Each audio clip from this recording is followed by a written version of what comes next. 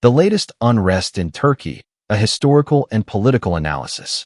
Turkey is once again engulfed in turmoil, with mass protests erupting in March 2025 following the arrest of Istanbul Mayor Ekrem Imamoglu, a prominent opposition leader and key rival to President Recep Tayyip Erdogan.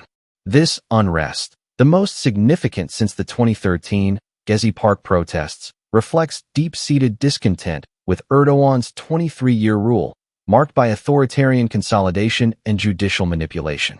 Erdogan's political career, once a remarkable ascent from humble beginnings, appears to be reaching its conclusion. A shrewd, street-savvy leader with only a religious academic background, he lacks a university degree, a fact that, according to the Turkish constitution, should have barred him from the presidency. Yet, through cunning political maneuvers, including taming the historically interventionist military and reshaping the justice system, Erdogan has clung to power. However, the current unrest suggests that his grip may finally be weakening, though he is unlikely to relinquish control without significant pressure, potentially from the military or external forces like the United States and the European Union. Historical context: Turkey's legacy of revolts and military interventions.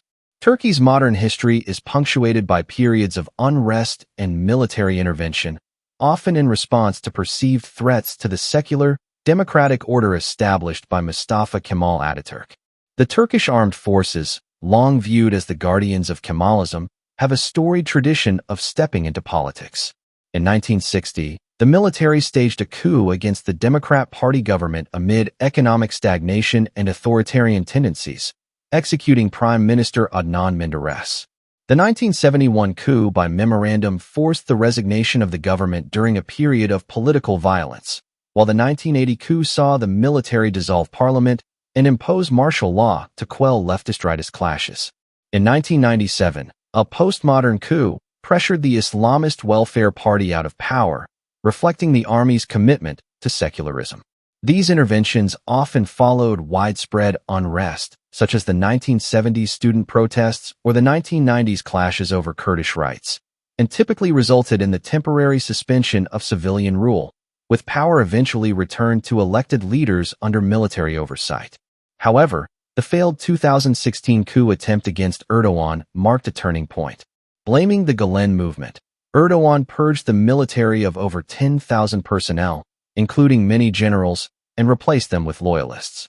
This shift neutralized the armed forces as an independent check on his power, a stark departure from their historical role. Erdogan's rise and manipulation of the justice system. Erdogan's political career began in the Islamist National Outlook movement, culminating in his founding of the Justice and Development Party, AKP, in 2001. Elected prime minister in 2003 and later president in 2014, he has ruled Turkey for 23 years, leveraging crises to amass power. His background is unconventional. A street-smart leader with a religious education from an Imam Hatip school, he lacks a formal university degree. The Turkish constitution requires presidential candidates to hold a higher education credential, a rule Erdogan circumvented through questionable claims of a degree from Marmara University, which critics argue was never substantiated. This eligibility controversy, though legally sidestepped, underscores his reliance on political acumen over formal qualifications. Central to Erdogan's longevity has been his manipulation of the justice system. After the 2016 coup attempt, he declared a state of emergency, dismissing over 2,700 judges and prosecutors and arresting 140 Supreme Court members, replacing them with loyalists. The 2017 referendum, narrowly passed amid allegations of fraud, transformed Turkey into a presidential system, eroding parliamentary oversight and judicial independence. The judiciary became a tool to silence dissent, as seen in the 2022 conviction of Ekrem Imamoglu for insulting electoral officials, a charge widely viewed as politically motivated. By stacking courts with allies and purging independent voices, Erdogan ensured legal challenges to his rule were stifled, cementing his authoritarian grip. The latest unrest. A breaking point? The arrest of Imamoglu on March 19, 2025, on corruption charges and alleged ties to the Kurdistan Workers' Party, PKK, ignited nationwide protests. As the CHP's presidential candidate for 2028, Imamoglu posed a formidable threat to Erdogan, having twice won Istanbul's mayoralty despite AKP efforts to annul his 2019 victory. His detention, days before a symbolic primary vote, is perceived as a desperate move to eliminate competition, especially as Erdogan's term limits bar him from running again unless he amends the constitution, a prospect now complicated by the CHP's electoral gains. Protests have swept Istanbul, Ankara, and beyond, with thousands defying bans, facing tear gas and rubber bullets, and chanting for Erdogan's resignation. Over 1,100 arrests have been reported, alongside crackdowns on journalists and opposition figures, signaling a broader assault on dissent. The unrest echoes the 2013 Gezi Park protests, which began over urban development but grew into a broader rejection of Erdogan's authoritarianism. Unlike then, when he weathered the storm, Erdogan now faces a more unified opposition and a populace weary of economic woes. Inflation hit 68.5% in March 2025, and political repression. Erdogan's reluctance to yield and the military's role. Erdogan will not leave power willingly. Historically, the Turkish military has intervened during such crises, often imprisoning leaders deemed threats to stability. Yet, Erdogan's post-2016 purges and appointment of loyal generals have rendered the army an extension of his will, unlikely to act against him independently. His influence over the judiciary further insulates him, as seen in the swift jailing of Imamoglu pending trial. However, the scale of the current unrest, coupled with international criticism from the EU and rights groups, may strain his control. If protests escalate or economic collapse deepens, fissures within the military or AKP could emerge, though no clear signs of this have surfaced as of March 26, 2025. The role of the US and EU in facilitating regime change. The United States and the European Union, both long-standing critics of Erdogan's democratic backsliding, could play pivotal roles in facilitating a regime change, capitalizing on the current unrest to pressure his administration. The US, as a NATO ally, holds significant leverage through military and economic ties. It could impose targeted sanctions on Erdogan's inner circle, freeze assets of key loyalists, and restrict Turkey's access to NATO resources unless democratic reforms are enacted. The EU, meanwhile, could suspend Turkey's customs union benefits and halt visa liberalization talks, signaling that Erdogan's repression has economic consequences. Both could amplify support for the opposition by providing funding, legal assistance, and international platforms for figures like Imamoglu, ensuring their voices resonate globally. A coordinated strategy might involve diplomatic isolation, with the US and EU jointly condemning Erdogan's crackdowns and rallying NATO members to demand free elections.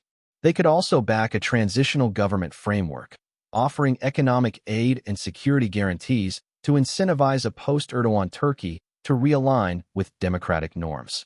However, such efforts would face fierce resistance from Erdogan's administration, which views Western intervention as an existential threat. Resistance from Erdogan's loyalists, a fight for survival. Erdogan's inner circle, comprising loyal generals, judges, and AKP elites, knows that the end of his era could spell their demise. Having committed crimes under his manipulated justice system, including mass purges, arbitrary arrests, and corruption, they face prosecution or exile if power shifts. This awareness fuels their desperate resistance. The military, once a counterbalance, is now a tool of repression, with generals handpicked for loyalty rather than merit. The judiciary, similarly, serves as a shield for the regime, rubber-stamping arrests like Imamoglu's to eliminate threats. These loyalists are fighting not just for Erdogan, but for their own survival, understanding that a new government would likely establish a truth and reconciliation process or criminal trials to address decades of abuses. Their resistance could manifest in escalated violence against protesters, fabricated charges against opposition leaders, and even attempts to provoke external conflicts, such as with Greece or Kurdish groups, to rally nationalist support and justify emergency measures. Escape plans may already be in motion, with illicit wealth stashed abroad and safe havens identified in friendly states like Qatar or Russia. For them, Erdogan's fall is tantamount to political and personal suicide, driving a scorched earth strategy to cling to power. Conclusion: Erdogan's political career, built on resilience and manipulation, may be nearing its end as Turkey's latest unrest exposes the limits of his authoritarian model. His lack of a university degree, once a minor footnote, now symbolizes the bending of rules that sustained his rule. Historically, Turkey's military has reset the political order during such upheavals, but Erdogan's neutralization of this force leaves his fate uncertain. The US and EU could tip the scales by leveraging economic, diplomatic, and military pressure, but they must contend with a regime fighting for its life. Erdogan's loyalists, aware that his downfall heralds their own, will resist with ferocity, potentially plunging Turkey into chaos before a new order emerges. Whether the protests, bolstered by external support, force his exit or he doubles down with repression, the coming months will test whether Turkey can reclaim its democratic roots or slide further into dictatorship under a leader who has outmaneuvered every challenge until now.